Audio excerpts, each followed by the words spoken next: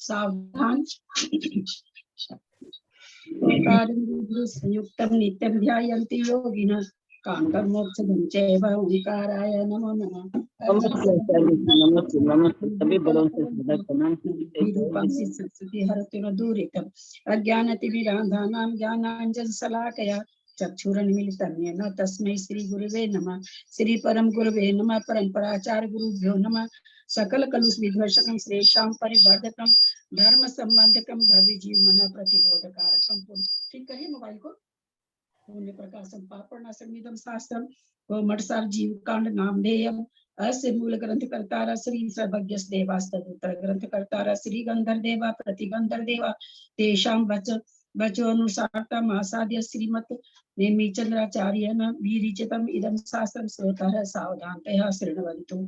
मंगलम भगवान वीरो मंगलम गौतमो गणि मंगलम कुंद कुंदादो जैन धर्मोस्तु मंगलम सर्वमंगल मांगल्यं सर्वकल्याणकारकं प्रधानम सर्वधर्माणां जैनम जयतु शासनम जैनम जयतु शासनम जैनम जयतु शासनम।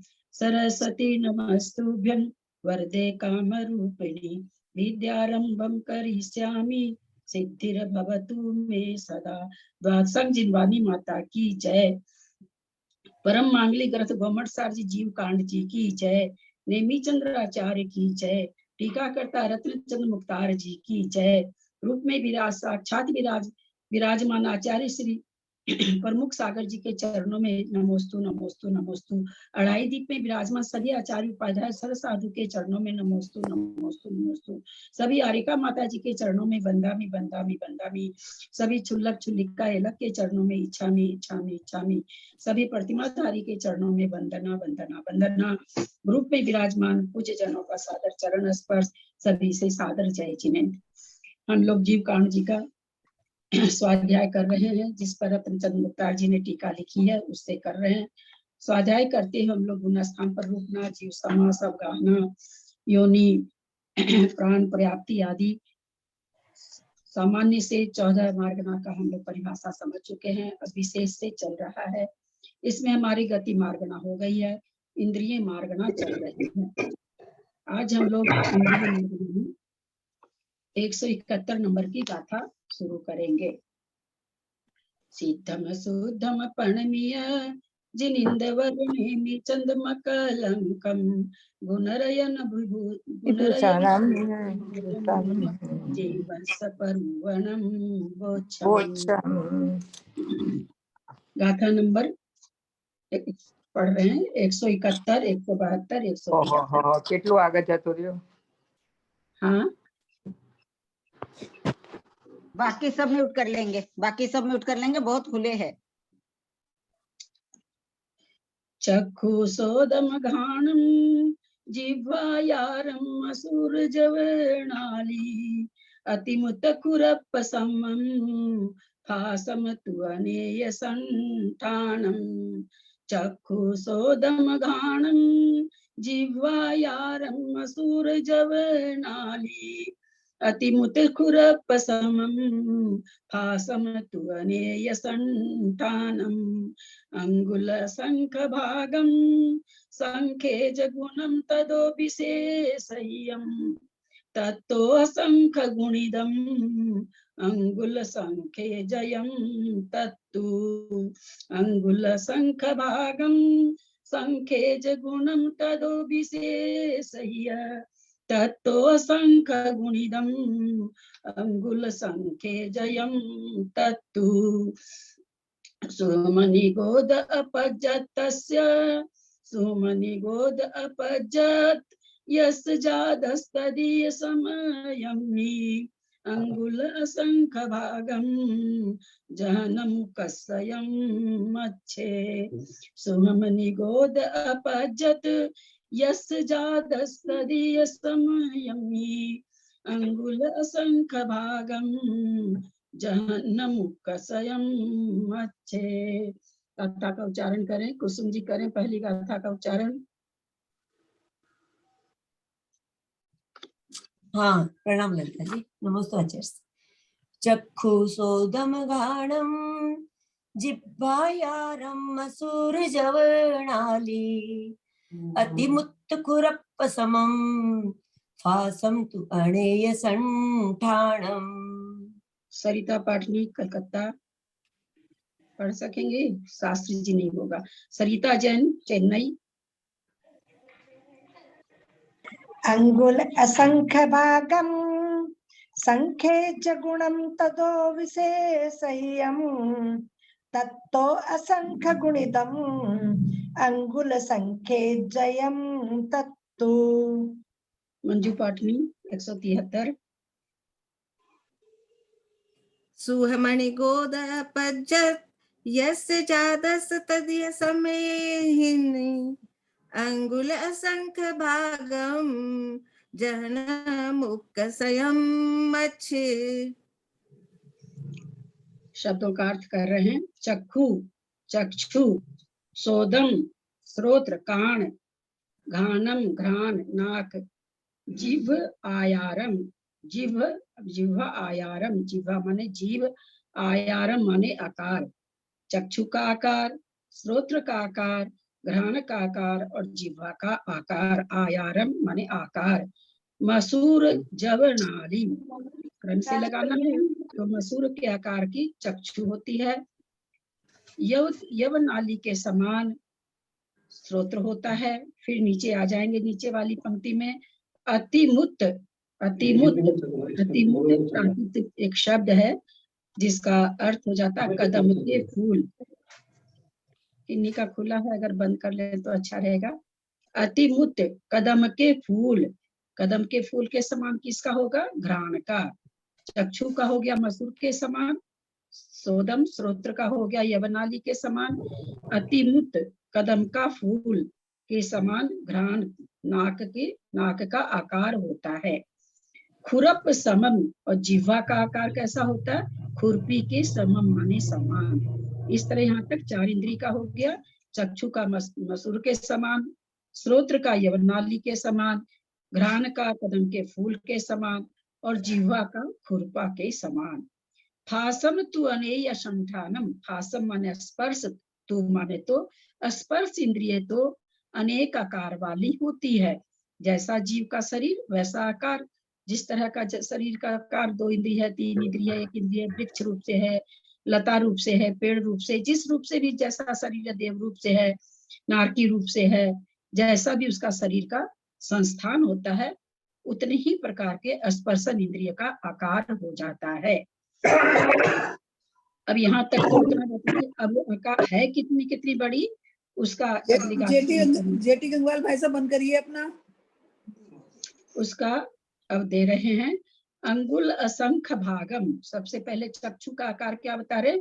अंगुल असंख्य भागम, यानी घनांगुल का असंख्यात में भाग प्रमाण। चक्षु इंद्रिय का आकार घनांगुल बटे घनांगुल का असंख्यात्मा भाग, घनांगुल बटे असंख्यात, घनांगुल का असंख्यात्मा भाग, यानी घनांगुल को असंख्यात से भाग दे देंगे। भागफल जो आएगा आंख का आकार उतना बड़ा है। संखेज गुणम तदो विशेषह्यम, तदो माने उससे, किससे? अंगुल के असंख्यात में, अंगुल का असंख्यात में भाग से, तदो उसके लिए आया है। इससे संखेज गुणम, संख्यात गुणाकार, संख्यात गुणी बड़ी क्या होती है? श्रोत्र इंद्रिय यानी कान की अवगाहना होती है। तदो तदो विशेषह्यम, और उससे विशेष अधिक किसकी होती है? तो घ्राण इंद्रिय की होती है। विशेष अधिक बाकी में तो बता दिया उन्होंने, अंगुल का असंख्यात्मा भाग, घनांगुल में असंख्यात से भाग दे दो, जो आ गया वो हो गया। घ्राणी श्रोत्र के लिए बता दिया कि उस जो चक्षु का आकार है उसको आप संख्यात से मल्टीप्लाई कर दो, वो आकार हो गया। आगे क्या कहते? विशेष या उससे विशेष अधिक। जब जब विशेष अधिक का प्रमाण आता है तो क्या होता है? वहां पर उसमें क्या कर दिया जाता है? बहुत बार बताए हैं, विशेष यह उससे अधिक। जैसे इसका उदाहरण दिया करते हैं, किसी के पास 110 रुपया है, कोई उससे पूछ रहा भाई तुम्हारे पास कितने रुपए हैं, तो 100 प्लस हैं, है ना। 110 है, 120 है, उसको आप पूछे भाई मेरे को रुपया चाहिए, तुम्हारे पास कितने रुपए हैं, तो आपको गिना हुआ तो उसका है नहीं, वो कहता 100 प्लस होने चाहिए। उम्र 10 साल की बच्चे की हो गई, 2-3 महीना बड़ा हो गया, पूछा जाता बच्चा कितने साल का है, 10 प्लस है। इसका मतलब क्या, 10 से कुछ अधिक है। उसी तरह यहाँ पर चक्षु का आकार बता दिए, श्रोत्र का बता दिए, घ्राण का बताते समय, नाक का बताते समय क्या कह दिए कि कान वाले से थोड़ा सा अधिक है, विशेष यह अधिक है, तदो उससे, किससे, श्रोत्र इंद्री से विशेष अधिक है। फिर कहते हैं उसके बाद, श्रोत्र के बाद क्या बचा, घ्राण बचा, नहीं श्रोत्र, एक मिनट, जिह्वा बची, विशेष अधिक घ्राण क्या, तत्व असंख्य गुणितम, और उससे, उस घ्राण इंद्रिय से अधिक असंख्यात गुणी, माने उसके आकार से असंख्यात को गुना कर दीजिए, उतनी अवगाहना घ्राण इंद्रिय की है। तो उस जीवा असंख्यात गुणी जीवा इंद्रिया की जो अवगाहना है, अंगुल असंख्येज, असंख्यात गुणित अंगुल संख्येज, संख्यात गुणी जीवा इंद्रिया की अवगाहना है, किससे, उससे श्रोत्र, लास्ट में घ्राण इंद्रिय से। तत्तु, तो भी, है ना, तत्तु माने संख्यात तो हो भी, गया, असंख्यात हो गई, हाँ, संख्यात गुणी हो गया, असंख्यात गुणी लिख। अंगुल का संख्यात्मा भाग है, और वैसे तत्व उससे संख्यात गुणी है, फिर भी उसी के लिए कह रहे हैं कि संख्यात गुणी होते हुए भी तत्व, असंख्यात गुणी लिखा है ग्रंथ में, इसलिए पूछ रही हूँ। नहीं अभी आ रहे हैं उसमें, अंगुल का संख्यात्मा भाग है, तत्व मतलब तो भी, बोला हमने बता तो दिया आपको कि उससे असंख्यात गुणी है, लेकिन क्या है, क्या कह रहे हैं कि फिर भी अंगुल के संख्यात में भाग प्रमाण है, अंगुल संख्येच, अंगुल के मतलब विशेष वो असंख्यात गुणी तो बता दिए, लेकिन असंख्यात गुणी अवगाहना वो है कितनी, तो कहते हैं अंगुल के संख्यात में भाग प्रमाण है। जैसे चक्षु इंद्रिय का उन्होंने बताया, अंगुल का असंख्यातवां भाग, यानी घन अंगुल पर असंख्यात से भाग दीजिए, वो उसका आकार बताया। फिर श्रोत्र इंद्रिय का आकार उन्होंने बता दिया, उससे संख्यात गुना, अंगुल असंख्य भाग के संख्येज गुणम, संख्यात गुणी श्रोत्र इंद्रिय की अवगाहना है। तदो विशेष ही हम, उससे विशेष अधिक घ्राण इंद्रिय की अवगाहना है। तो पहले वाले में तो भाग दे के बता रहे हैं, दूसरे वाले में गुना करके बता रहे हैं कि गुणित है। तीसरी इंद्रिय की जब अवगाहना बता रहे हैं तो क्या कह दिया, विशेष अधिक है, यानी जो श्रोत्र इंद्रिय की अवगाहना उससे श्रोत इंद्रिय बटे असंख्यात भाग प्लस कर दो, यानी थोड़ा सा अधिक है। विशेष ही माने अधिक है, यहाँ न तो गुणित है न भाजित है, विशेष ही। जब विशेष अधिक कहीं पर आता है तो उसका मतलब होता कि जो प्लस का साइन वहां आ जाता कि उतना प्लस, भाई उसमें कुछ जोड़ दो, बस उतनी है। फिर आगे कह रहे हैं विशेष अधिक अवगाहना, उस तत्व असंख्य गुणिदम, और उससे असंख्यात गुणी जीवा इंद्रिय की अवगाहना है। बोला असंख्यात गुणी होते हुए भी तत्तु तो भी अंगुल संख्येजयम, अंगुल के संख्यात में भाग प्रमाण है इसकी जीवा की। फिर आगे उसकी बता रहे हैं स्पर्शन इंद्रिय की, सुहुम निगोद अपज्जत यस जादस तदीय संयमी, सूक्ष्म निगोद अपर्याप्त की, लब्ध पर्याप्त की, यस माने जो, जादस उत्पन्न होने के समय में, उत्पन्न होने के तदीय समय, तीसरे समय में, सूक्ष्म निगोद अपर्याप्तक जो उत्पन्न होने के तीसरे समय में, यस जिसके उत्पन्न होने के तीसरे समय में, सप्तमी का एक वचन है, अंगुल असंख्य भागम, घन अंगुल का असंख्यात्मा भाग प्रमाण स्पर्शन इंद्रिय की अवगाहना है। जहन्नम माने जघन्य अवगाहना है, यानी स्पर्शन इंद्रिय की जघन्य अवगाहना कितनी होगी, तो घन अंगुल का असंख्यात्मा भाग। जो किसकी है बता दिए, सूक्ष्म निगोदिया लब्ध पर्याप्तक की जन्म के तीसरे समय में। फिर जहन्नम उक्कसयम मच्छे और उत्कृष्ट अवगाहना महामत्स्य की होती है। क्या चीज की? अष्टपर्शन इंद्रिय की। इस तरह से यहाँ 3 गाथा का ये अर्थ हुआ। हम लोग इसको गाथा अर्थ वाचना करें। कोई आप लोग कोई भी दीदी मैं पढ़ रही वाचना। हूँ। गाथार्थ। चक्षु इंद्रिय का संस्थान अर्थात आकार मसूर के समान है। श्रोत्र इंद्रिय का आकार यवनाली के सदृश है। कदम्ब के फूल जैसा आकार घ्राण इंद्रिय का है। जिह्वा इंद्रिय का आकार खुरपे जैसा है। स्पर्शन इंद्रिय अनेक आकार वाली है। चक्षु इंद्रिय की अवगाहना अंगुल के असंख्यातवे भाग है। इससे संख्यात गुणी श्रोत्र इंद्रिय की अवगाहना है। उससे विशेष अधिक घ्राण इंद्रिय की अवगाहना है। उससे असंख्यात गुणी जिह्वा इंद्रिय की अवगाहना है। फिर भी अंगुल के संख्यातवे भाग है। सूक्ष्म निगोदिया लब्ध्य पर्याप्तक के उत्पन्न होने के तीसरे यानी तृतीय समय में अंगुल के असंख्यातवे भाग प्रमाण स्पर्शन इंद्रिय की जगन्य अवगाहना होती है और मत्स्य के उत्कृष्ट अवगाहना होती है। इसको हम कैसे लिखेंगे? सबसे पहले चक्षु लिखेंगे। चक्षु बराबर क्या हो जाएगा? घनांगुल, फिर लाइन दे करके असंख्यात, घनांगुल बटे असंख्यात। फिर कर्ण इंद्रिय का उन्होंने क्या किया कि उसी को आप संख्यात से गुना कर दो। तो क्या करेंगे? चक्षु का आकार गुना संख्यात। चक्षु का आकार हमको, एक चीज का आकार हमको पता चल गया कितना है, तो बोलते घनांगुल का घनांगुल बटे असंख्यात। अब उसके बाद कहते हैं जो कर्ण का आकार है, अवगाहना है, आकार की अवगाहना जो है कितनी है, तो बोलते हैं चक्षु से संख्यात गुनी है। तो यानी चक्षु का आकार गुना संख्यात कर देंगे। फिर घ्राण के लिए कहते हैं कि उससे विशेष अधिक है। तो विशेष अधिक तो किससे? स्रोत्र से। तो क्या हो जाएगा? स्रोत्र का आकार, स्रोत्र की अवगाहना, स्रोत्र का आकार प्लस स्रोत्र का आकार, स्रोत्र की अवगाहना प्लस स्रोत्र की अवगाहना बटे पल्ले का असंख्यातवां भाग, यानी उससे इतनी सी अधिक है।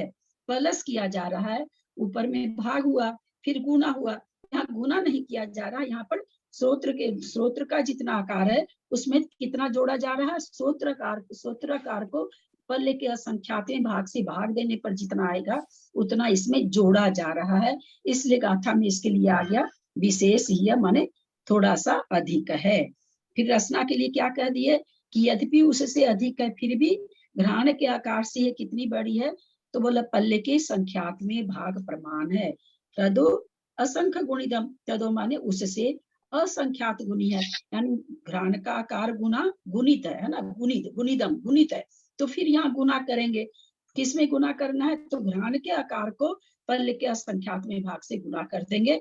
तो वो भी क्या आ जाएगा? तत्तो। फिर तत्तो करके क्या लिख दिया कि यद्यपि स्रोत उससे संख्यात गुणी है फिर भी अंगुल असंख्य भागम, इसका आकार भी घनांगुल का असंख्यातवां भाग प्रमाण आएगा।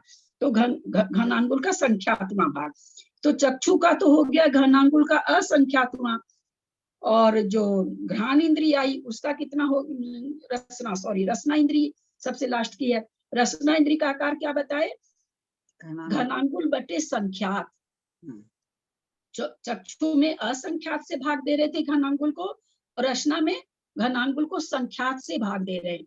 क्या इससे भावना भाती है? अगर हम घनांगुल को 64 मान लें और असंख्यात को हम 8 मान लें तो वहां पर 8 हुई, उसकी अवगाहना कितनी हुई? 8 हुई। लेकिन घनांगुल तो 64 का 64, लेकिन अब भाग क्या दे रहे हैं? संख्यात से। तो मान लीजिए उसको हम 2 संख्यात, 2 से शुरू होता है, 2 से भाग दिए तो आएगा 32। तो जहां आंख की अवगाहना 8 आई थी वहां जिह्वा की अवगाहना कितनी आ गई? 32 आ गई, यानी उससे बहुत बड़ी आएगी। यहाँ असंख्यात, उसी राशि को चक्षु के लिए असंख्यात से भाग दे रहे हैं, उसी राशि को जिह्वा की अवगाहना जानने के लिए संख्यात से भाग दे रहे हैं। 2 इंद्रिय हो गई। चक्षु के बाद कर्ण आता है, तो कर्ण के लिए इन्होंने क्या लिख दिया कि उसको आप संख्यात से गुना कर दो। तो जैसे मान लिया अभी अपने लोगों ने एक संख्या प्रज्यूम की थी, तो 8 आई थी चक्षुन्द्रिय, उसको क्या कर रहे हैं, संख्यात से गुना कर दो। हमने संख्यात 2 माना था, तो हम 8 को 2 से गुना कर देंगे, तो क्या हो जाएगा, कर्ण इंद्रिय के आकार 16 हो जाएगा, है ना। फिर उसके बाद क्या कहते हैं कि घ्राण इंद्रिय का आकार कितना है, तो स्रोत्र आकार से, यानी जो अभी हमारा 16 आया, 16 में 16 बटे पल्ले का संख्यात्वा भाग जोड़ दीजिए। तो 16 प्लस 16 बटे पल्ले का संख्यात्वा भाग हम लोग मान लेते हैं 4 है, तो 4 चौक 16, 4 आया, यानी 20 हो जाएगा। तो ये जो ये 20 संख्या आई, ध्यान देंगे कि पहली संख्या 8 आई, दूसरी 16 आई, तो वो गुणित होकर के आई 16, डबल समझिए, हम लोग माने हैं समझने के लिए। लेकिन जो तीसरी संख्या आ रही है, 16 के बाद 20 आ रही है, वो न तो भाग दे के आ सकती है, न गुणा होके आ सकती है, वो विशेष तरीक है, वो जोड़ के आई है। 16 में 4 जोड़े हैं तब आई है। तो उन्होंने कह दिया कि घ्राण इंद्रिय की जो अवगाहना है कुछ अधिक है, तो इस तरह से कुछ अधिक जोड़ करके आ जाएगी। फिर रचना का इन्होंने क्या कह दिया कि जो घ्राण की अवगाहना आपके पास आ रही है, जैसे हमने घ्राण की अवगाहना भी 20 आई, हमारे जितनी संख्या हम प्रज्यूम कर रहे हैं, उस प्रज्यूम से हमारी संख्या 20 आई, उसमें कहते हैं पल्ले के असंख्यात में भाग से भाग गुणा कर दो। हमने पल्ले भी कितना माना था, 4। हाँ 4 माना था। 4 को दीदी यहाँ पे पल्ले आया कहाँ है, पल्ले तो है नहीं, अगर अंगुली आया है खाली, पल्ले कैसे निकाले। यहाँ पर नहीं, आप जैसे ले ना पल्ले का भाग कर दे, पल्ले तो इसमें आया नहीं है ना कहीं पे भी, यहाँ पे तो घना अंगुली आया सीधा। आया है दीदी, अंगुली आया है। हाँ, इसमें नहीं आया है, लेकिन इसमें जो भी भागफल होता है, देखिए विशेषार्थ में जरूर होगा, हम लोग अभी पढ़ते हैं, उसमें जरूर आया होगा। पल्ले के संख्यात में भाग से ही भाग दिया जाता है इसमें। और अपने देख लेते हैं, मेरी गलती भी हो सकती है, लेकिन मुझे जहां तक याद आता है कि पल्ले के असंख्यात में भाग से ही सब जगह भाग लगेगा। देखते हैं आगे। घनांगुल का संख्यात और असंख्यात है इसमें। और दीदी अंगुल से घनांगुली मतलब समझना चाहिए ना। हाँ, अंगुल से घनांगुल समझना चाहिए हमेशा। विशेषार्थ पढ़े दीदी। हाँ, तो यहाँ पर फिर निगोदिया जीव का हम लोग सूक्ष्म निगोदिया जीव की अवगाहना, सबसे स्पर्शन की सबसे छोटा जीव वही है, और उससे महामत्स्य की हम लोग जानते हैं सबसे बड़ी अवगाहना होती है। तो स्पर्शन इंद्रिय की निगोदिया की सबसे छोटी और महामत्स्य की सबसे बड़ी अवगाहना हो गई। अब पढ़िए इसको। विशेषार्थ दीदी ये जो अवगाहना बताई है, 1 मिनट दीदी, जो भी अवगाहनाएं बताई है वो जघन्य बताई है या मतलब बीच की बताई है, या मतलब सबसे उत्कृष्ट बताई है। जैसे चक्षु की, स्रोत की, स्पर्शन की तो इन्होंने स्पष्ट लिख दिया, लेकिन तो बाकी की स्पष्ट नहीं आ रहा है कि जघन्य है। इसलिए नहीं है कि उनकी अवगाहना एक ही प्रकार की होती है। स्पर्शन इंद्र की इन्होंने पहले ही लिख दी कि बहुत प्रकार की होती है, इसलिए उसमें जघन्य और उत्कृष्ट आ गया। बाकी इनकी अवगाहना एक ही प्रकार की होती है, न जघन्य न उत्कृष्ट, एक ही प्रकार की होती है। छोटे जीव की, हाँ छोटे जीव बड़े जीव में फर्क नहीं होगी, नहीं होता होगा। देखें विशेषार्थ में कुछ खोलते हैं क्या, क्योंकि अवगाहना जघन्य बोलकर तो नहीं आई, खाली स्पर्शन इंद्र की ही सब जगह आती है, जघन्य और उत्कृष्ट। देखें विशेषार्थ में कुछ खोल रहे हैं क्या मुख्तार जी, विशेषार्थ में। विशेषार्थ मसूर के समान आकार वाली और घनांगुल के असंख्यातवे भाग प्रमाण चक्षु इंद्रिय की बाह्य निवृत्ति होती है। यव की नाली के समान आकार वाली अंगुल के असंख्यातवे भाग प्रमाण श्रोत्र इंद्रिय की बाह्य निवृत्ति होती है। कदम्ब के फूल के समान आकार वाली और घनांगुल के असंख्यातवे भाग प्रमाण घ्राण इंद्रिय की बाह्य निवृत्ति होती है। अर्धचंद्र अथवा खुरपा के समान आकार वाली और घनांगुल के संख्यातवे भाग प्रमाण रसना इंद्रिय अर्थात जिह्वा इंद्रिय की बाह्य निवृत्ति होती है। स्पर्शन इंद्रिय की बाह्य निवृत्ति अनियत आकार वाली होती है। वह जघन्य प्रमाण की अपेक्षा घनांगुल के असंख्यातवे भाग प्रमाण सूक्ष्म निगोदिया लब्ध्य पर्याप्तक जीव के उत्पन्न होने के तृतीय समयवर्ती शरीर में होती है, और उत्कृष्ट प्रमाण की अपेक्षा संख्यात घनांगुल प्रमाण महामत्स्य आदि त्रस्त जीवों के शरीर में होती है। चक्षु इंद्रिय की अवगाहना रूप प्रदेश सबसे स्तोक है, यानी सबसे कम है। उनसे संख्यात गुणे श्रोत्र इंद्रिय के प्रदेश है, अर्थात चक्षु इंद्रिय अपनी अवगाहना से जितने आकाश प्रदेशों को व्याप्त करती है, उससे संख्यात गुणे आकाश प्रदेशों को व्याप्त कर श्रोत्र इंद्रिय रहती है। उससे विशेष अधिक आकाश प्रदेशों को घ्राण इंद्रिय व्याप्त करती है। उससे असंख्यात गुणे आकाश प्रदेशों में रसना इंद्रिय रहती है, और उससे संख्यात गुणे अजघन्य स्पर्शन इंद्रिय के आकाश प्रदेश है। ठीक है, ये तो अल्प बहुत में ऐसा कुछ नहीं है, अपने जो ऊपर पढ़े उसी का है। इन्होंने दीदी प्रदेश के हिसाब से लिखा है, उसमें तो संकोच प्रदेश विस्तार हो सकता है। हाँ। अवगाहन का मतलब क्या होता है? आकाश का प्रदेश जो घेरा जाता है उसी को तो कहते हैं। किसी हाँ, की भी अवगाहना जब निकालते हैं तो लंबाई गुना चौड़ाई गुना ऊंचाई है ना, घनांगुल में निकलती है। घनांगुल जितना आकाश का प्रदेश घेरेगा उसी को तो अवगाहना कहेंगे। और अवगाहना किसको कहते हैं बोलिए? वही तो अवगाहना होती है कि कोई वस्तु आकाश के कितने प्रदेश को ले रही है, उसी को निकालते हैं। इसमें यार माने क्या है? यारम माने चक्षु माने चक्षु, श्रोतम माने श्रोत, घ्राणम माने घ्राण, जिह्वार माने जिह्वा, और यारम माने क्या है? आयम माने आकार। आकार। अच्छा। और दीदी, मजबूर जहन्न मुख का संयम, जहन्न माने जघन्य हुआ, और मुख का संयम माने उत्कृष्ट हुआ क्या? मुख का संयम नहीं होगा, जहन्नम उप का संयम। जहन्नम अच्छा, उप का जहन्नम संयम, मुख का संयम। तो जघन्य और उत्कृष्ट। और दीदी अति मुख खुरपा मतलब इसकी मुख अतिमुत माने कदम के फूल, कदम के फूल के समान। प्राकृत शब्द है कोई। अच्छा। खुरप माने खुरपा, समम माने के जैसे, उसके समान। अच्छा। हासन माने स्पर्श, अने माने अनेक प्रकार का, संठान माने संस्थान, आकार, अनेक प्रकार का आकार। ठीक है? हाँ जी ठीक है जी दीदी, समझ में आया। आगे चलते हैं। आगे इनका आकार तो बता दिए। अब अनिंद्रिय जीवों का कथन। अनिंद्रिय जीव कौन होते हैं? कुछ क्या सुझाने का था, इनका बॉम्बे जाने का था। अनिंद्रिय मन जीव को कहते हैं। मन मन मन को कहते हैं। सिद्ध परमेश्वर, मन से रहित सिद्ध भगवान। मन, अनिंद्रिय माने मन होता है ना? अनिंद्रिय माने मन होता है। ओ, अनिंद्रिय तो मन होता है। मन से रहित तो मतलब संगी पंचेंद्रिय मनस्क, एक इंद्रिय से लेके। एक मिनट। यहाँ इंद्रिय रहित हमने क्या सिद्ध जीव पूछा? को लिया। हमने क्या पूछा? अनिंद्रिय जीव। अनिंद्रिय जीव किसको कहते हैं? आप वहां क्यों चले गए? इंद्रिय नहीं होती उनको इंद्रिय एक मिनट सुनिए तो सही, पहले मेरे को तो सुन लीजिए। आप यहाँ पर मन कैसे लगा लिए? अनिंद्रिय माने तो सिद्ध भगवान होंगे अनिंद्रिय जीव। क्या सिद्ध हमने वो भगवान का बात की है?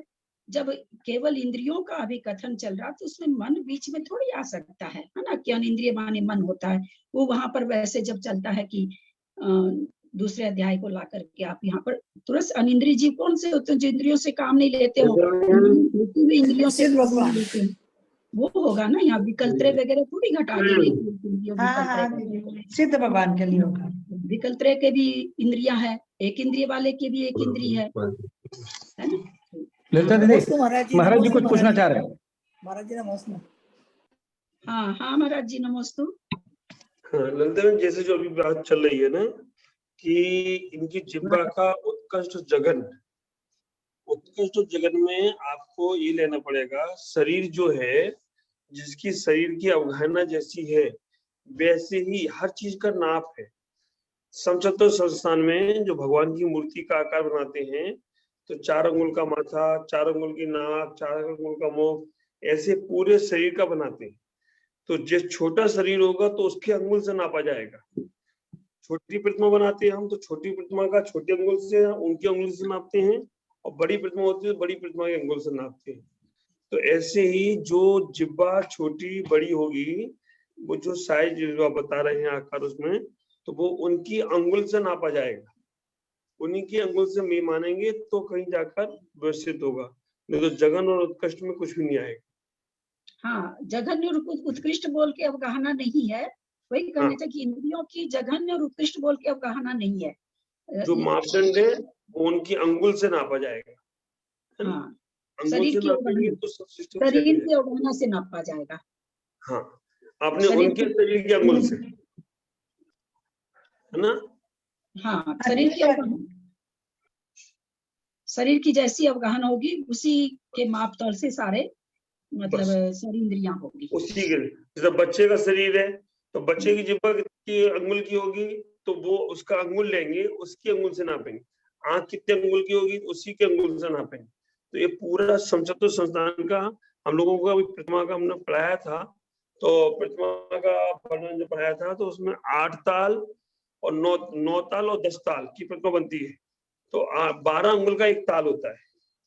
तो हमारा ये इतना चेहरा है, ये 12 अंगुल का है, 4 8 12, यहाँ सीने तक 8 अंगुल, यहाँ से यहाँ तक 24 अंगुल। तो ऐसे पूरा हमारा 108 अंगुल का शरीर, उस 108 अंगुल को हम 12 नंबर 108, एक ताल 12 अंगुल का और 9 ताल की प्रतिमा बनती है।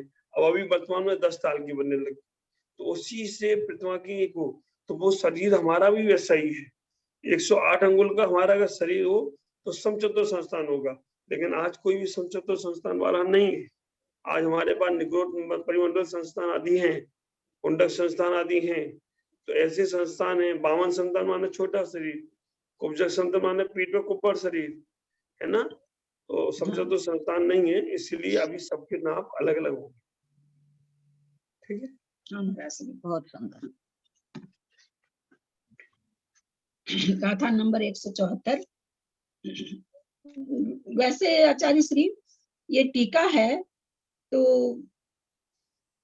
मतलब मुख्तार जी हर चीजों को बहुत खोल रहे हैं इसमें जी। और आगे इसका मतलब विकास भैया का भी मतलब शायद हमने इसकी क्लास की थी क्या मुझे याद, तो वहां पर भी प्रश्न तो उठा था कि जघन्य उत्कृष्ट अवगाहना के लिए वहां पर भी ये प्रश्न उठाया गया था। तो उत्तर यही आया था कि शास्त्रों में ऐसा कहीं भी वर्णित नहीं है कि ये बताया जाए कि जीवों की जघन्य इंद्रियों का आकार, मतलब शरीर का आकार तो जघन्य और उत्कृष्ट होता है, पर इंद्रियों की अवगाहना के समय में कोई भी जघन्य और उत्कृष्ट बोल करके शास्त्र जी में नहीं आया है।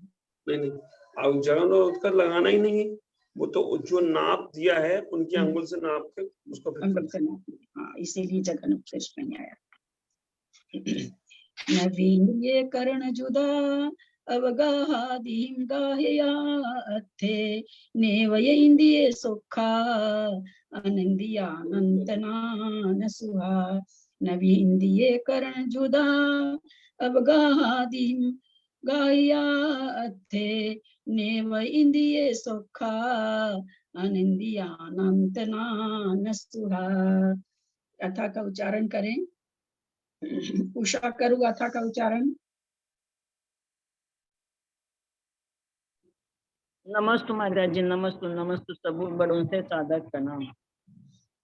नवीन्द्रिय कर्ण जुदा अवगाहादिहिं गाह्यात्थे नेवय इंद्रिय सोखा आनंदियानंतना सुहा।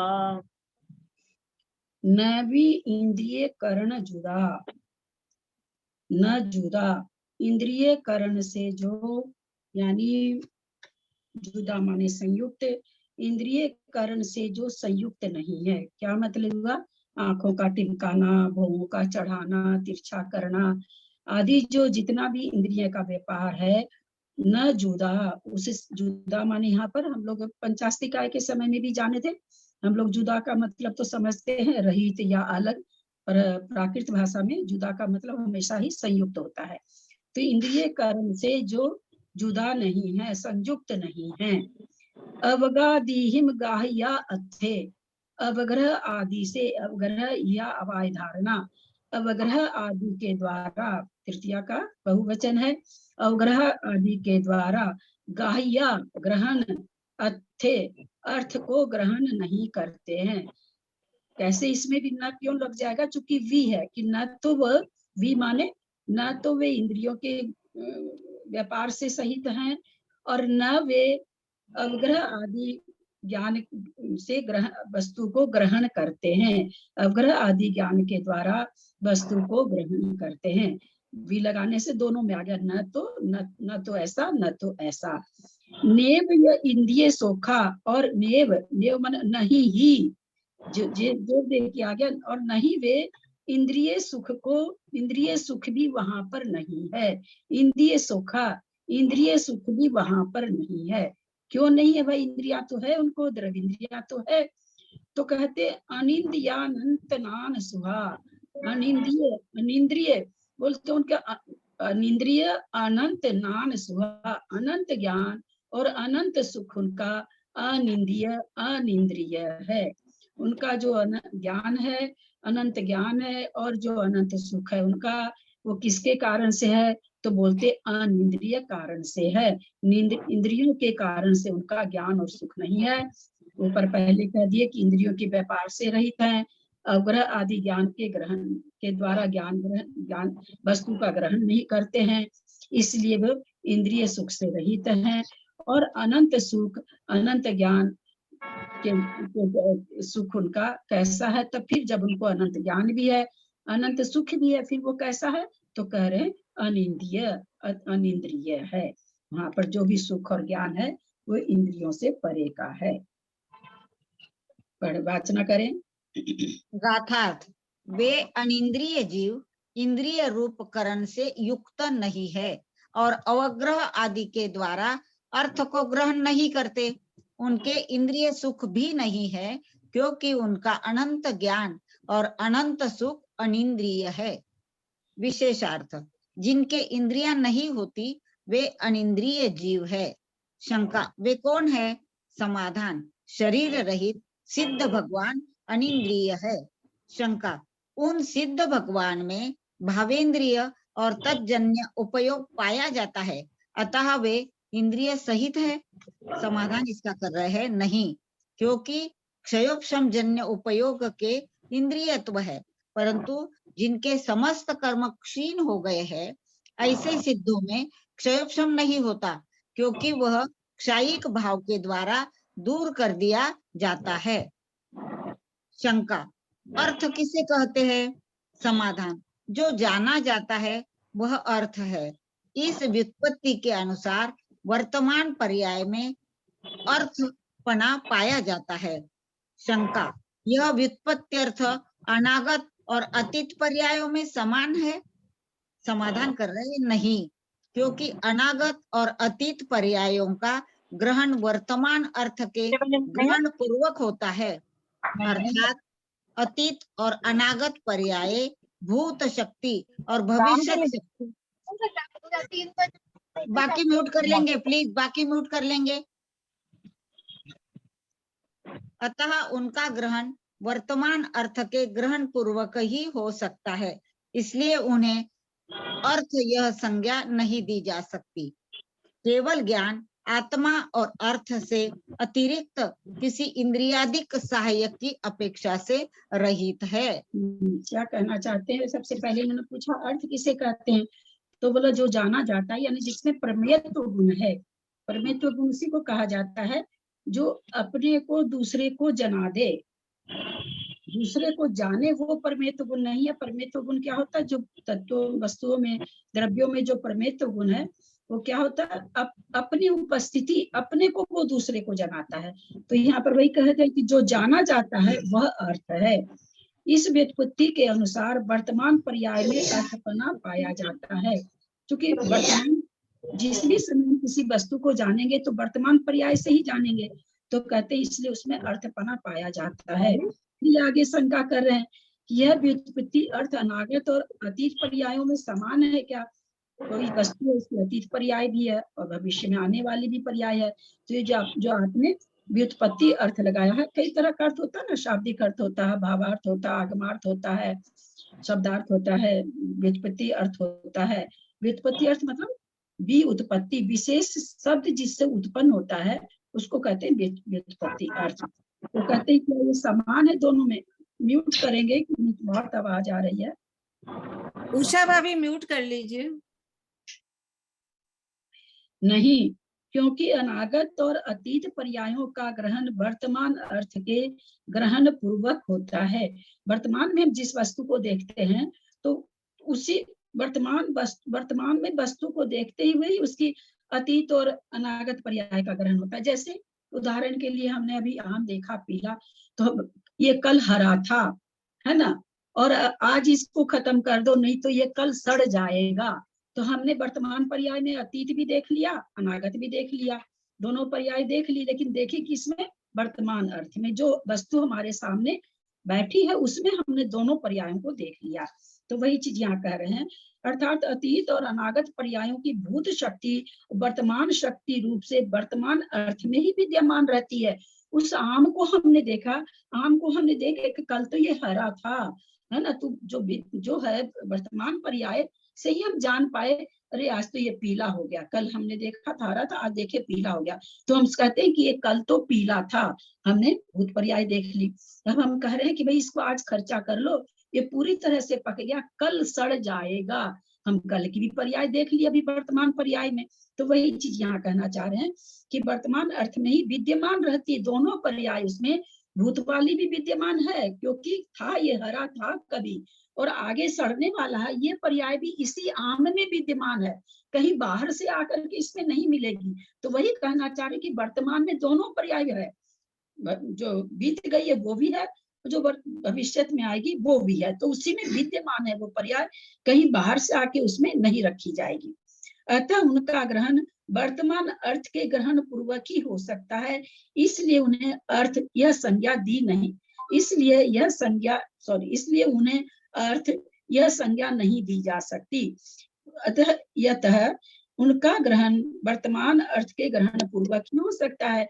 तो वर्तमान को देख के ही हम उनका ग्रहण कर पा रहे हैं, बीती पर्याय का भी और अगली पर्याय का भी उसी से ग्रहण कर रहे हैं।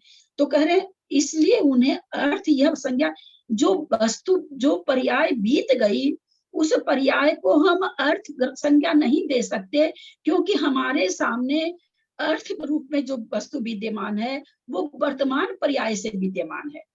इसलिए बीती हुई वस्तु अथवा आने वाली पर्याय को हम अर्थ संज्ञा नहीं कह सकते, हम अर्थ संज्ञा वर्तमान पर्याय को कह सकते हैं, ऐसा यहाँ बता रहे हैं।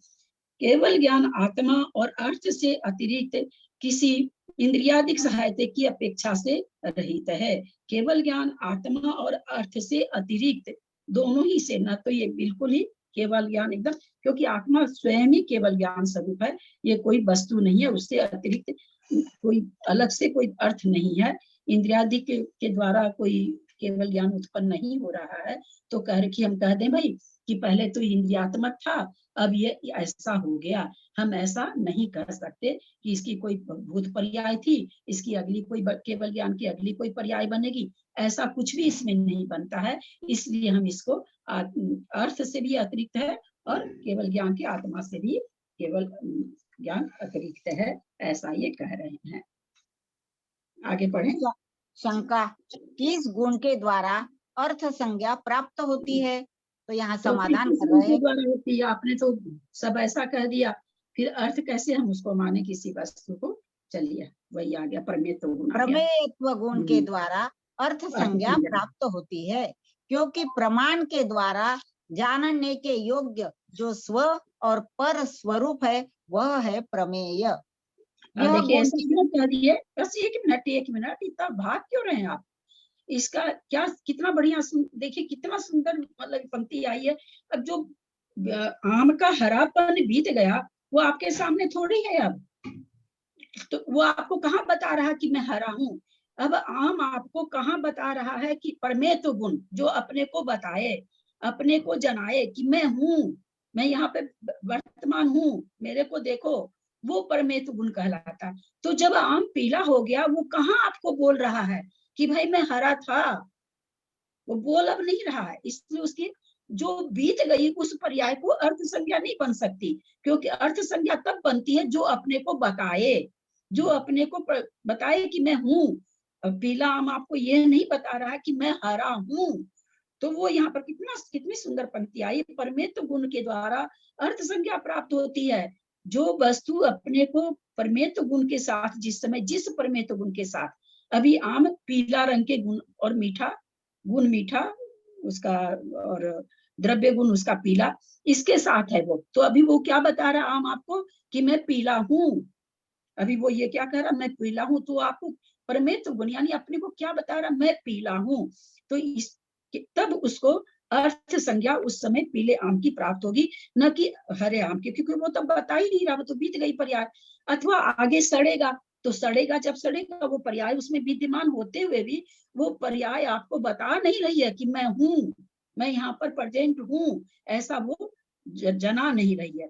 तो इस सब ये बहुत शुरू में ही जब कहें आई भी नहीं जानती थी मैं धर्म का, उस समय भी मुझे परमेत्व गुण से इतनी मतलब अंदर एक प्रकार की क्या बताएं, मैं सिहरन उठी थी कि देखो कितनी बड़ी चीज है। परमेत्व गुण को हम लोग क्या समझ लेते हैं कि हाँ, जानता है, जानता नहीं, जनाता है, अपने को जनाता है। वो दोनों में बहुत अंतर है ना। मान लीजिए हम कहीं जाएं और जो सामने व्यक्ति खड़ा उसको हम तो जानते नहीं, लेकिन वो हमको जान लेता है, तो जान लेता, तो हम उसको जनाए थोड़ी कि हम, लेकिन वो हमको जान, तो परमेत्व गुण हमारे में था कि वो हमको जान लिया।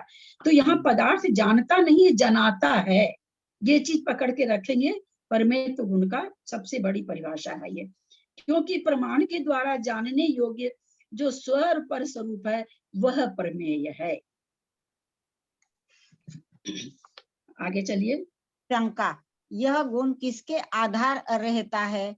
समाधान, यह गुण द्रव्य के आधार रहता है, क्योंकि जितने भी गुण हैं वे सब द्रव्य के आश्रय से रहते हैं। हम लोग इसको पंचाशती इकाई में बहुत अच्छी तरह से पढ़े थे कि भाई गुण को अगर यद्यपि गुण और द्रव्य बिल्कुल अलग अलग है ना, गुण अलग है, द्रव्य अलग है, फिर भी न तो द्रव्य गुण के बिना पहचाना जा सकता है, न गुण द्रव्य के बिना रह सकता है। दोनों अलग होते भी कथनचित अलग है, कथनचित अलग नहीं है। हम लोग पंचाशती इकाई में बहुत गाथा आई थी इसके ऊपर, अगर याद हो तो आप लोगों को, कि भाई गुण द्रव्य के आश्रय से ही रहता है, बिना उसके नहीं रह सकता है। जितने भी गुण है सब द्रव्य के आश्रय से रहते हैं। गुण पर्यायवत द्रव्यम कहा भी है ना दीदी, गुण पर्यायवत द्रव्य, गुण और पर्याय से सहित है वही द्रव्य है वो। हाँ, वो द्रव्य की परिभाषा आई, पर अपने पंचाशती इकाई में तो बहुत इसका आया था। आपने बहुत अच्छा समझाया था, 5-6 श्लोक थे। चलिए आगे चलिए। शंका, वर्तमान पर्याय को अर्थ संज्ञा कैसे प्राप्त हो सकती है, क्योंकि उसके आश्रय प्रमेयत्व गुण नहीं है। कहते वर्तमान पर्याय से आप कहते अर्थ है, तो बोलो उसके आश्रय से तो प्रमेयत्व गुण है ही नहीं, आप ऐसा कैसे कह सकते हैं? देखिए क्या समाधान, वर्तमान पर्याय का द्रव्य के साथ तादात्म्य संबंध होने के कारण वर्तमान पर्याय को अर्थ संज्ञा प्राप्त हो जाती है, क्योंकि वर्तमान पर्याय द्रव्य के साथ एकदम तादात्म्य संबंध है ना। जैसे आम का पीलापन है, वो आम के साथ ही तो जुड़ा हुआ है, उसमें से अलग होकर के थोड़ी निकाला जा सकता है। तो कहते वर्तमान पर्याय जो है द्रव्य के साथ तादात्म्य संबंध होने से, एक में एक है, बिल्कुल तादात्म्य संबंध है। तादात्म्य संबंध मतलब उसको उससे अलग नहीं किया जा सकता, ऐसा संबंध है। इसलिए वर्तमान पर्याय जो होती है उसको अर्थ की संज्ञा प्राप्त हो जाती है, क्योंकि उसके द्वारा ही वो जाना जाता है। परमेत्व गुण उसमें उसी के द्वारा आता है, इसलिए जाना जाता है, इसलिए अर्थ है। परिणमदिजे न दौवम तत्कालम तन्मयम तिपन्नतम, जिस काल में द्रव्य जिस पर्याय रूप परिणमन करता है उस काल में वह द्रव्य उस पर्याय से तन्मय होता है। अतीत व अनागत पर्यायों से द्रव्य वर्तमान में तन्मय नहीं होता, अतः उनको अर्थ संज्ञा प्राप्त नहीं होती। वे तो हाँ बहुत सुंदर किया, जो अभी अपने समझे भैया, हरापन उसका अतीत पर्याय थी, सड़ेगा वो उसकी अनागत पर्याय है, तो उससे सहित नहीं है। वो किससे सहित? वर्तमान पर्याय से, पीले रंग से वो सहित है कि पीला हो गया, आम तैयार हो गया, पक गया है, तो इसलिए उसको जो बीत गई है अथवा जो आएगी उस पर्याय को हम अर्थ नहीं कहा जा सकता। ये तो आज आगे बताएंगे। वे तो प्रध्वंस भाव और प्रागभाव रूप, सद्भाव रूप नहीं है। प्रध्वंस भाव कौन सा हो गया उसमें? जो आम, हम इतनी देर से आम की चर्चा कर रहे हैं, आपके सामने पीला आम है, उसमें प्रधंसा भाव कौन सा है और प्राग भाव कौन सा है? उसका हरापन जो हरा रंग है वो तो प्रध्वंसा भाव हाँ, और प्राग भाव जो आगे होगा, जो होगा। सड़ेगा वो उसका प्राग भाव है। यानी यानी जब अभी यहाँ सद्भाव रूप नहीं है, अभी नहीं है वो, अभी सत्य रूप से विराजित नहीं है, वो है उसी में पर्याय, लेकिन क्या करें, सद्भाव रूप से नहीं है, इसलिए उसको हम अर्थ नहीं कर सकते। यानी उसके पीलेपन के बाद जो पर्याय होगी, सड़ना गलना वगैरह, वो लेंगे ना प्राग भाव में दीदी। हाँ, प्राग भाव में आने वाली पर्याय और जी, प्रध्वंसा भाव में जो पर्याय विध्वंस हो गई है। जी। शंका, नामानंत आदि के भेद से अनंत अनेक प्रकार का है, उनमें यहाँ पर किस अनंत से प्रयोजन है, यह शंका है। समाधान, यहाँ पर विनाश रहित अनंत से प्रयोजन है। अंत विनाश को कहते हैं, जिसका अंत अर्थात विनाश नहीं होता वह अनंत है। यहाँ पर जो आया नाम अनंत आदि के भेद से अनंत अनेक प्रकार का है, सही है क्या? उनमें से यहाँ क्या अनंत बहुत प्रकार का है क्या? अनंत बहुत प्रकार का है, अनंत बहुत प्रकार का है। ये ज्ञान हमको कहाँ से हुआ? ये हमें उसने 14 धाराएं पढ़ी ना, या वो 14 पढ़ी धाराएं हमने, पढ़ी। अलौकिक गणित पढ़ा, उस समय पता लगा ये अनंत ज्ञान है, युक्त अनंत है। प्राप्त हुआ तो अलौकिक गणित और 14 धारा से प्राप्त हुआ है कि बहुत सारे अनंत सक्षय अनंत हैं, बहुत और अक्षय अनंत भी है। तो इन्होंने पूछ लिया यहाँ पर कि भाई अनंत तो बहुत प्रकार का होता है, बता तो दो सक्षय है कि अक्षय कौन सा अनंत है यहाँ पर। तो उन्होंने कह दिया कि यहाँ पर अक्षय अनंत है, वह अनंत है जिसका नाश नहीं होता, जिसका अंत नहीं आता। अगर हम लोग अलौकिक गणित वगैरह नहीं पढ़े रहते तो ये समझ में नहीं आती बात की क्या कह रहे हैं कि अनंत भी कितनी प्रकार का होता है, ये सब हम कुछ भी नहीं समझ पाते। आज उसी की देन है कि इस पंक्ति को हम लोग, मैं भी आप लोगों के साथ समझ पाए हैं। बहुत चलिए आगे चलिए। शंका उठा रहे यहाँ, वो है जिसका नाश नहीं होता। हाँ, यहाँ पर ये पूछे भाई आपने जो ऊपर दिया ना गाथा में अनंतम पनंतम, अनंतम का पनंतम है, तो बोले यहाँ पर कौन सा अनंत है? आप जो बता रहे हैं अनंत पर्याय से युक्त होता है, तो कौन सा अनंत है? तो उन्होंने कह दिया कि जो अक्षय अनंत है, जिसका विनाश नहीं होता, ऐसे अनंत से यहाँ मतलब है। शंका, क्या सिद्धों में अनंत ज्ञान अर्थात केवल ज्ञान और अनंत सुख ये दो ही गुण है? समाधान, नहीं, क्योंकि केवल दर्शन, सम्यक्त्व, वीर्य आदि गुण अनंत ज्ञान व सुख के सहचारी है। अतः उल्लेख के बिना भी शेष सब गुणों का ग्रहण हो जाता है, वे गुण भी स्वाभाविक है। चलिए पूरा हो गया दीदी। अच्छा, समय है क्या? अच्छा, संक्षेप में एक इंद्रिय आदि जीवों की संख्या का कथन। ये तो बहुत मजेदार आ रहा, आगे तो बहुत ही अच्छा जीवों की संख्या का आएगा। थावर संख पिपीलिय भ्रमर मनुष्यादिगा सभेदाजे जुगवार मसंखे जानंता जुगवार मसंखे जानंता नंता निगोद भवा थावर संख पिपीलिय भ्रमर मनुष्यादिगा सभेदाजे जुगवार मसंखे नंता नंता निगोद भवा। मंजू जैन दिल्ली गाथा का उच्चारण करें।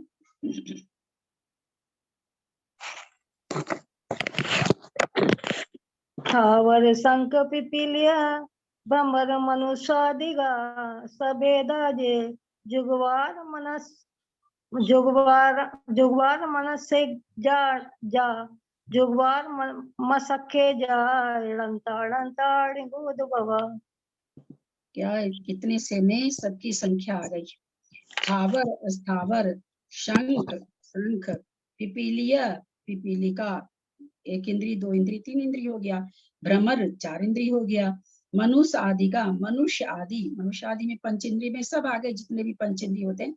सभेदाजे, अपने अपने उत्तर, सभेदा माने उत्तर भेद, ये तो मुख्य नाम हो गया ना, अपने अपने उत्तर भेदों सहित, ये माने जो है जुगवारम जुगवारम असंख्येजा, जुगवारम असंख्येज, दो बार असंख्याता संख्यात बोले, 2 बार असंख्याता संख्यात, यानी क्या कहना चाह रहे हैं? स्थावर जी, शंख, पिपीलिया, भ्रमर, ये जितने भी हैं सब कितने हैं? असंख्याता संख्यात हैं। जुगवार असंख्येजा, 2 बार असंख्यात असंख्यात, असंख्यात 2 बार असंख्यात, यानी असंख्यात असंख्यात। तो फिर क्या कहते हैं? अनंता अनंता निगोध भवा, और जो निगोध जीव हैं वे अनंता अनंत हैं। यानी जितने भी एक इंद्री, 2 इंद्री निगोध जीव को अलग से दे दिया। एक इंद्री निगोध जीव, यद्यपि निगोध जीव एक इंद्री है, लेकिन स्थावर बोल के उन्होंने अलग कर दिया। इसमें कौन आ जाएगा? निगोध में कौन आ जाएगा? साधारण वनस्पति, वनस्पति आ जाएगी इसमें। तो स्थावर जीव में तो चारों स्थावर का ही आगे पृथ्वी जल वायु आ गए, तो बोले वो भी जीव, 2 इंद्रिय जीव भी, 3 इंद्रिय जीव भी, 4 इंद्रिय जीव भी, मनुष्य, देव, नारकी, मनुष्य आदि में पंचुकी इंद्रियों के हिसाब से इन्होंने नाम लिखा, तो सभी आ गए इसमें। वो कितने होंगे? बोला अनंत तो कोई भी नहीं है, सब क्या है? जुग बार माने 2 बार, असंख्येजा असंख्यात 2 बार, यानी असंख्याता असंख्यात हैं। अनंत अनंता अनंता निगोध हुआ, और निगोध वाले अनंत अनंत हैं, अनंता अनंत हैं।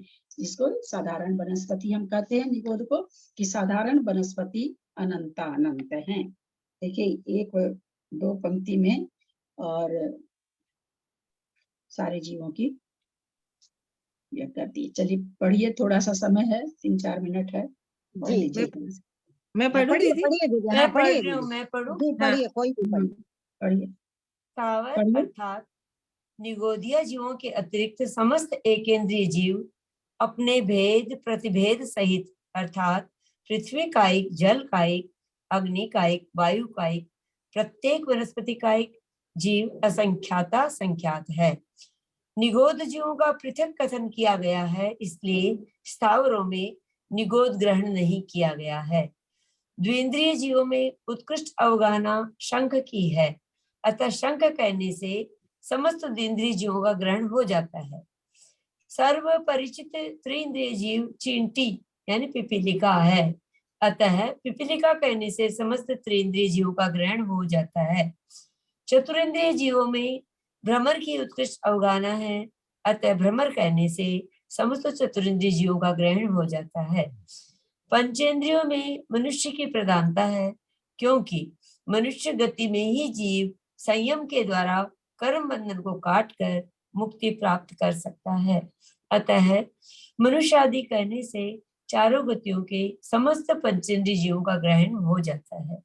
द्विक बार असंख्यात कहने से असंख्यात असंख्यात का ग्रहण होता है, क्योंकि असंख्यात असंख्यात में असंख्यात शब्द का 2 बार प्रयोग होता है। एकेंद्रीय जीव, एकेंद्रीय सूक्ष्म जीव, एकेंद्रीय बादल जीव, एकेंद्रीय पर्याप्त जीव, एकेंद्रीय सूक्ष्म पर्याप्त जीव, एकेंद्रीय बादल पर्याप्त जीव, एकेंद्रीय अपर्याप्त जीव, एकेंद्रीय सूक्ष्म अपर्याप्त जीव, एकेंद्रीय बादल अपर्याप्त जीव। इस प्रकार एकेंद्रीय जीवों की 9 राशियां द्रव्य प्रमाण की अपेक्षा अनंतानंत है, क्योंकि निगोदिया जीव एकेंद्रीय है।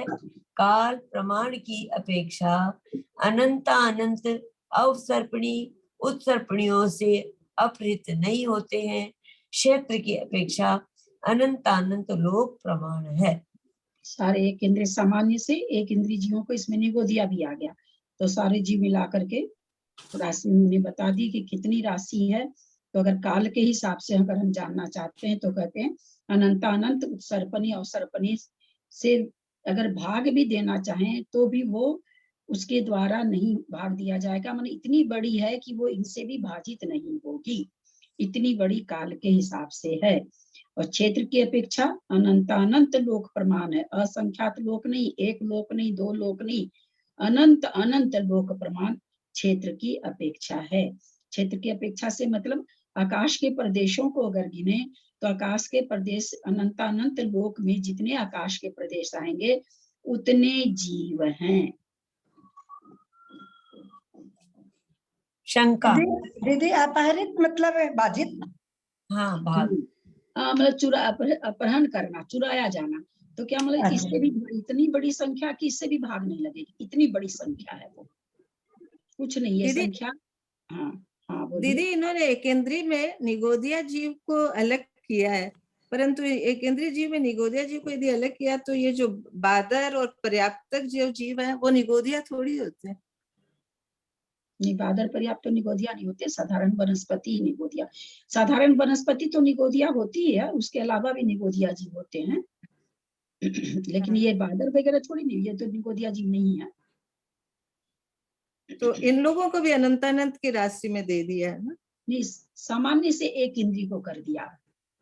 पहले गाथा में तो निगोदिया को अलग करके अनंतानंद हाँ, और कहा। एकेंद्रीय को थावर को अलग किया है हाँ, गाथा अब में। क्या किया, वहाँ स्थावर को अलग कर दिया था। यहाँ सभी को, भाई कोई पूछे एक इंद्रिय जीव कितने हैं तो अनंतानंत है, फिर उसमें विशेष विशेष करेंगे तो छांटते जाएंगे, ये असंख्यात असंख्यात है, ये अनंतानंत है, क्योंकि यहाँ सबको मिला के कर दिया। उक्त 9 राशियों वाले एकेंद्रीय जीवों में जगत प्रतर के असंख्यातवें भाग प्रमाण जीव त्रसों में से आकर उत्पन्न होते हैं और उतने ही जीव एकेंद्रियों में से निकलकर त्रसों में उत्पन्न होते हैं। आय और व्यय उक्त 9 राशियों वाले एकेंद्रीय जीवों में जगत प्रतर के, जगत प्रतर किसको कहते हैं? जगत श्रेणी इंटू जगत श्रेणी गुना जगत श्रेणी, जगत श्रेणी, उसका असंख्यातवां भाग वहां से आकर के त्रस में उत्पन्न होते हैं केंद्रीय से, और उतने के उतने त्रस से जाकर के एक इंद्रिय में उत्पन्न होते हैं। तो यहाँ पर ये समझने की चीज है, यहाँ पर कुटस्थ नहीं समझना है। मान लो हम असंख्यात को 100 मानते हैं तो 100 आते हैं 100 जाते हैं, ऐसा नहीं है। असंख्यात का मतलब असंख्यात, बस असंख्यात का मतलब कुटस्थ राशि नहीं। अगर कुटस्थ राशि होती तो यहाँ पर ये बोल देते कि भाई वो इतने प्रमाण हैं, तो बस असंख्यात के असंख्यात भेद होते हैं। कहने का मतलब असंख्यात तो आके जन्म लेते हैं, असंख्यात वहां जाते हैं। तो इसको कभी भी इस तरह के कथन में हम लोग दोनों चीज को ऐसे नहीं समझ लेंगे कि 100 मान ली 100 मान लेते हैं कि असंख्यात 100 है तो 100 ही तो निकलते हैं, 100 ही जाते हैं, ऐसा नहीं। 100 आते हैं, 110 जा सकते हैं, 110 आ सकते हैं, 120 जा सकते हैं, बराबर भी आ सकते हैं, कम बेसी भी आ सकते हैं, पर जो भी आएंगे जाएंगे होंगे असंख्यात ही। आय और व्यय समान होने के कारण इन 9 राशियां एकेंद्रीय जीवों का कभी अंत नहीं होगा। इसलिए यह कथन अनुपसिद्ध होने से यह सूत्र प्रारंभ करने योग्य नहीं है, ऐसी शंका है।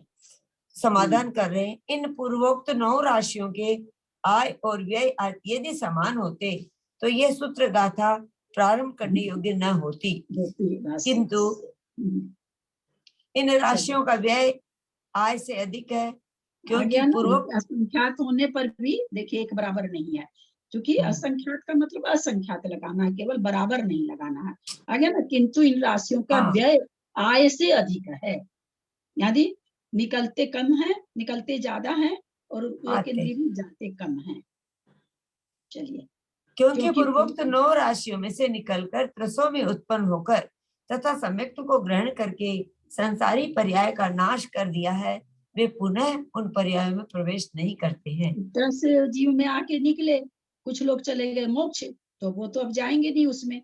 तो वही कहना चाह रहे कि एक इंद्रिय में जाते, यद्यपि दोनों असंख्यात हैं, पर वो असंख्यात एक इंद्रिय में जाने वाला छोटा है और एक इंद्रिय से त्रस में आने वाला असंख्यात बड़ा है। इसलिए ये 9 राशियां नियम से व्यय सहित है, इसलिए ये 9 राशियां व्यय सहित है। इस प्रकार इन 9 राशियों का व्यय सहित होने पर भी ये 9 राशियां कभी भी विच्छिन्न नहीं होती है, क्योंकि ये 9 राशियां व्यय सहित होने पर भी, यानी खर्चा हो रही है, निकल निकल के खर्च हो रही है, व्यय हो रही है, व्यय हो रही है, होने पर भी कभी भी ये इन 9 राशियों का, जो ऊपर एक इंद्रिय वाली 9 राशि बताए हैं, ये कभी भी खत्म नहीं होगी, जबकि उसमें से निकल रही है। इसी को अक्षय आनंद कहते हैं ना, कि किसी बॉक्स में आपने रुपया डाला, उसमें से रोज निकाल निकाल के खर्च कर रहे हैं और डाल नहीं रहे हैं उसमें, फिर भी खत्म नहीं होता, उसी को अक्षय अनंत कहते हैं। तो यहाँ पर वही समझाना चाह रहे हैं कि उसमें जीव जा तो रहे एक इंद्रिय में भी, पर बहुत कम जा रहे हैं, निकल ज्यादा रहे हैं, तो खत्म होनी चाहिए एक दिन। जब किसी चीज में हम कम डाल रहे हैं, ज्यादा निकाल रहे हैं, तो एक दिन तो ऐसा आएगा कि खत्म होगा। तो उन्होंने कह दिया कि उसके बाद भी ये 9 राशियां विच्छिन्न नहीं होती, आय से व्यय अधिक होने पर भी ये विच्छिन्न नहीं होती, यानी खत्म नहीं होती हैं। क्योंकि अतीत काल से वे अपने एक स्वरूप से स्थित है। यदि संपूर्ण जीव राशि से अतीत काल अनंत गुना होता तो अतीत काल से संपूर्ण जीव राशि अपृत होती, परंतु ऐसा है नहीं, क्योंकि इस प्रकार की उपलब्धि नहीं होती। क्या कह रहे हैं कि भाई अतीत काल कितना बीत गया, कुछ पता नहीं। तो अतीत काल अगर जीव से ज्यादा होता तब तो फिर है कि जीव राशि, भाई काल ज्यादा हो जाता तो खत्म हो जाती जीव राशि, पर ऐसा तो हुआ नहीं आज तक। ये इसलिए इस प्रकार की उपलब्धि ही नहीं प्राप्त होती है कि जीव राशि से अतीत काल अनंत गुना है बीत गया। जीव राशि छोटी है और बीता हुआ काल अनंत गुना हो, ऐसा अगर होता तो जीव राशि समाप्त हो जाती, परंतु नहीं। फिर का एक सेंटेंस यहाँ पे बहुत अच्छा आया, क्योंकि अतीत काल से वे अपने एक स्वरूप से स्थित हैं।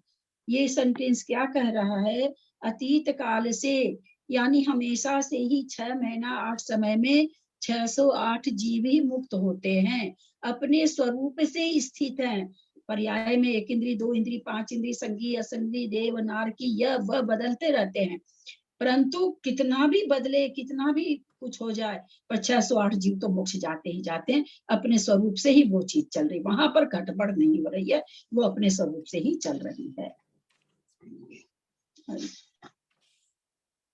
2 प्रश्न ले क्या? शंका व्यतीत हुए काल के द्वारा संपूर्ण जीव राशि का विच्छेद क्यों नहीं होता? समाधान नहीं, क्योंकि विवक्षित राशि की प्रतिपक्ष भूत भव्य राशि का विच्छेद मान लेने पर अभव्यत्व की सत्ता के नाश का प्रसंग आ जाता है। अभव्यों का अभाव नहीं है, क्योंकि उनका अभाव होने पर संसारी जीवों का अभाव प्राप्त होता है। संसारी जीवों का अभाव होने पर असंसारी जीवों के भी अभाव का प्रसंग आता है। मतलब भव्य राशि को अगर समझ लेंगे कि रहित हो गई, तब तो फिर अभव्य राशि, अभव्य जैसे कोई चीज, कोई किसी को आप बोल रही है हरा है, इसका मतलब कोई दूसरा रंग है, तब तो आप उसको हरा बता रहे हैं ना। तो अभव्य जीव है, भव्य जीव है, तभी तो अभव्य भी कहला रहे हैं। जब भव्य ही नहीं रहेंगे तो कौन अभव्य और कौन भव्य? तो अभव्य जीव राशि का भी कोई कथन नहीं। जैसे सच और झूठ, सत्य है कोई बात तो झूठ भी है, जैसा हम लोग पंचास्तिकाय में इसका बहुत अच्छा तर्कना पढ़े थे। झूठ है तो सत्य भी है। सत्य की पूजा होती किस कारण से होती? तो लोग कहते हैं झूठ के कारण से सत्य की पूजा होती, सत्य के कारण से सत्य की पूजा नहीं होती। उसकी पहचान किससे हुई? झूठ के कारण सत्य की पहचान हुई। तो उसी तरह से भव्य जीव अगर सारे मुक्त हो जाएंगे तो अभव्य की क्या पहचान रह जाएगी? तो सारी राशि ही खत्म हो जाएगी, ऐसा बोल रहे हैं। चलिए अब रहने दीजिए, बहुत समय हो गया, 3 बजे निकलना है। सादर वंदना दीदी, सादर प्रणाम। वंदना। सभी को सादर प्रणाम, प्रणाम सादर लता जय दीदी, जिनेंद्र। सादर महाराज जी को प्रणाम। नमस्ते। आचार्य तो नमोस्तु, सभी को सादर प्रणाम दीदी। अंजना दीदी तो वंदना, सभी बड़ों को प्रणाम। जय जिनेंद्र। जय जिनेंद्र। अभी प्रणाम, बाकी सबको जय जिनेंद्र। प्रणाम आंटी, सबको जय मंजू जिनेंद्र। दीदी, आप इसका ना आचार्य रिवाइज जी ले विराजमान है लीजिएगा तो ना। नमोस्तु। हैं? आचार्य जी रिवाइज ले विराजमान है लीजिएगा। तो नमोस्तु। नमस्ते। नमोस्तु महाराज। नमोस्तु महाराज जी। प्रणाम नमोस्तु सबको, जय महाराज जी। जिनेंद्र। महाराज जी। सब फिर 9 बार नमोकार जप नमस्ते लीजिए। महाराज जी, नमस्ते नमस्ते। ललिता जी सादर प्रणाम, हैप्पी जर्नी, सभी बड़ों से सादर प्रणाम, सभी से जय नमोस्तु जिनेंद्र। आचार्य, नमोस्तु आचार्य।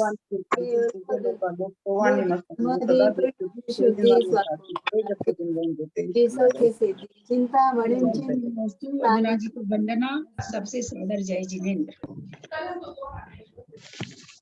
आप मंगलमय हो।